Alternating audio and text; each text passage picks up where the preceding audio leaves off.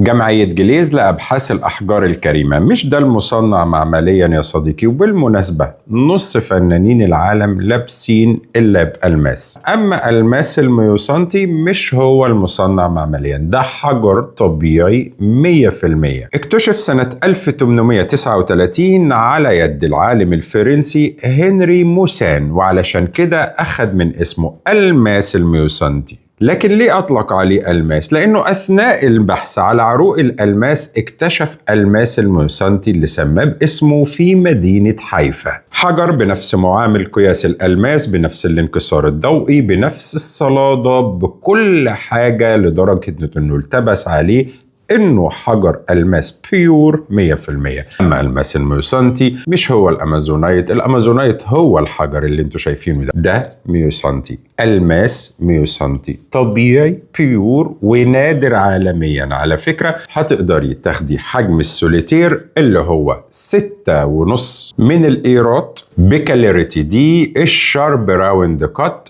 بسيريال نمبر بمواصفات الحجر ومقاييسه وشهادة ضمان كمان.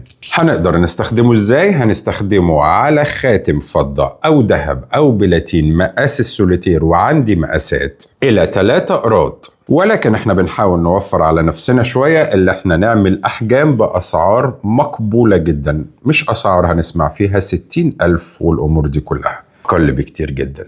هنستخدمه اما خاتم سوليتير فضة ذهب بلاتين، أو طقم خاتم وسلسلة وحلق. وهيكون في ميزة عظيمة جدا، هو التطابق التام بين الحلق والخاتم والسلسلة، أو الخاتم والسلسلة بس، أو الخاتم والحلق بس، أو كمان السلسلة والحلق بس. وده نادر جدا في الأحجار الكريمة الطبيعية. والميزة الأكبر إن احنا ممكن نعمل منه أنسيال تنس، موجود الكمية اللي تعمل لنا الأنسيال. مش محتاجة ضمان سرايا عابدين المرة دي، لكن محتاجة حد مثقف يفرق بين الأحجار الكريمة الطبيعية والأحجار المعالجة واللاب والصناعية والفيك. احنا طبيعي فقط. أشوفكم دايما على خير.